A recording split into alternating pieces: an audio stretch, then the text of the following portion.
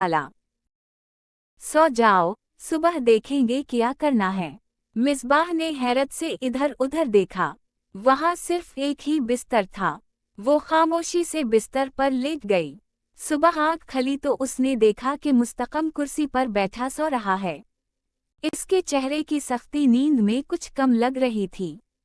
मुस्तकम ने आँख खोली तो देखा कि मिसबाह उसे घूर रही है। वो मुस्कुरा कर बोला, क्या हुआ छोटी आफत? मिसबाह ने मासूमियत से कहा, मुझे भूख लगी है। मुस्तकम ने गहरी सांस ली। यहाँ कोई शाही दस्तरख्वान नहीं लगा, खाना खुद तलाश करना पड़ेगा। वो दोनों वादी के अंदर चल पड़े। कुछ देर बाद वो एक चट्टान के पास रुके जहाँ अजीब व गरीब कड़वे फल लगे हुए थे। मुस्तकम ने एक फल तोड़ा और खुद खा लिया। मिसबाह हैरानी से बोली, क्या हम ये खाएंगे? मुस्तकम ने संजीदगी से कहा, हाँ, मगर गलत फल खाया तो मर जाओगी, और ना खाया तो भी। मिसबाह की आंखों में आंसू आ गए। तो फिर मुझे कैसे पता चलेगा? मुस्तकम ने एक लम्हा सोचा, फिर दूसरा फल तोड़कर उसकी तरफ बढ़ाया। जैसे ही मिसबाह ने हाथ बढ़ाया, उसने हाथ पीछे कर लिया। ये मत समझना कि मैं मदद कर रहा हूँ, बस रास्ते में लाश नहीं उठानी।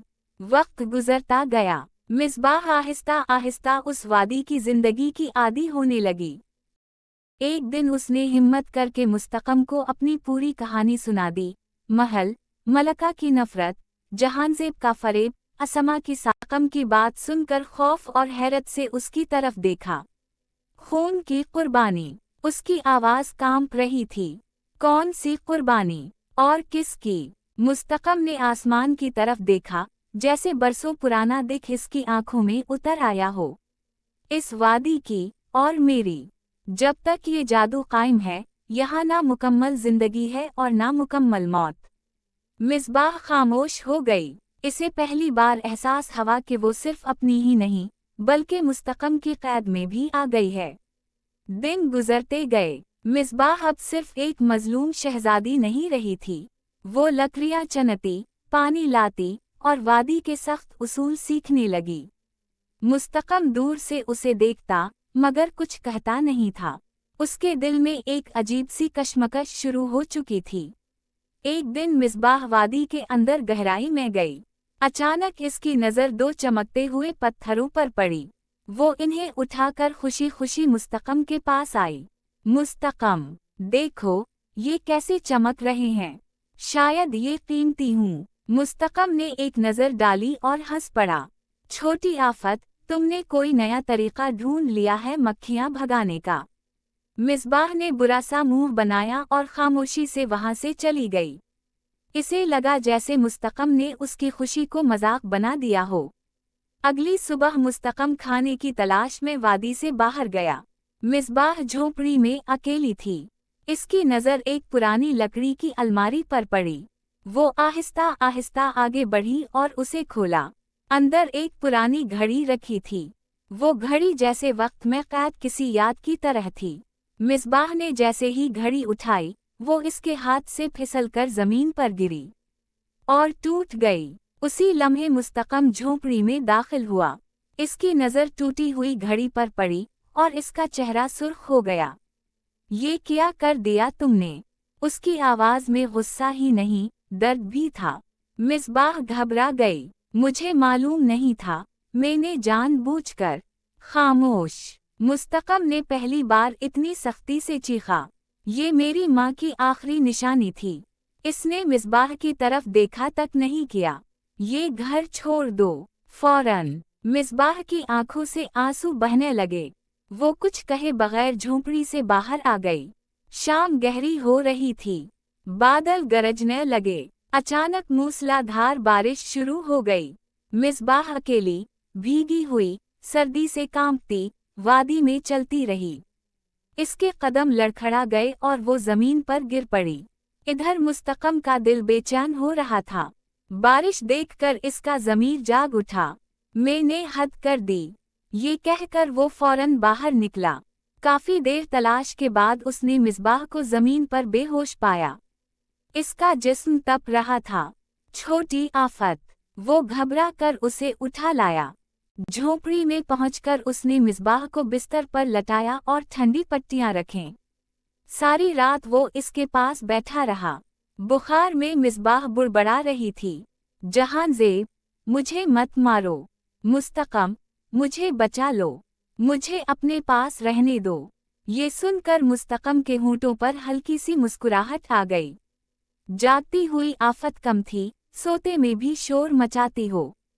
चंद दिन बाद मिसबाह बेहतर हो गई। एक सुबह मुस्तकम तलवार की मश्क कर रहा था। मिसबाह खामोशी से इसके पास आई।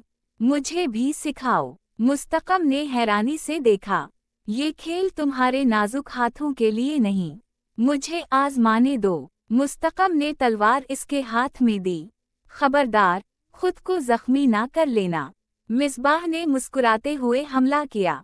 वो हारी नहीं, मुस्तकम ने जानबूझकर हार मान ली। मिसबाह खुशी से चमक उठी। मुस्तकम ने तंजा कहा, मुबारक हो, अब शायद तुम चींटी को भी हरा सको। दोनों झील के किनारे बैठ गए। पानी में उनके अक्स लरज़ रहे थे। मुस्तकम ने अचानक संजीदा होकर कहा, अगर उस शख्स का नाम दोबारा लिया तो याद रखना, मैं उसे और इसकी सल्तनत को राख बना दूंगा। मिसबाह मुस्कुरा दी। क्या तुम्हें हसद हो रहा है? मुस्तकम ने नजरें चराकर कहा, ऐसे मत मुस्कुराओ, जहर लगती हो। उसने बहादुरी से सिपाहियों का मुकाबला किया, मगर तादाद ज्यादा थी। बिलाखिर वो जख्मी होकर जमीन पर गिर गया। जहांज़ेब ने अपनी तलवार मुस्तकम के गर्दन के करीब कर दी। मिसबाह ने पीछे से देखते हुए फौरन आगे बढ़ा और एक खतरनाक हमला किया, जिससे जहांज़ेब शदीद जख्मी हो गया।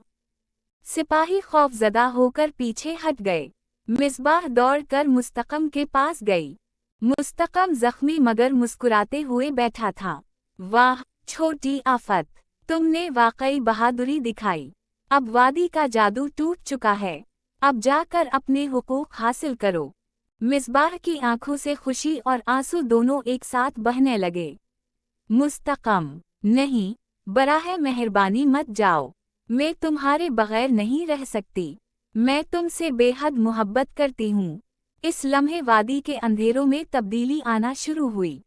सूरज की रोशनी धीरे धीरे वादी में फैल गई, फूल खिलने लगे और हवा खुशबू से मुतर हो गई।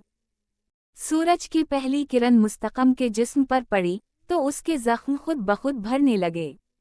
वो आहिस्ता आहिस्ता आंखें खोलकर मुस्कुराया।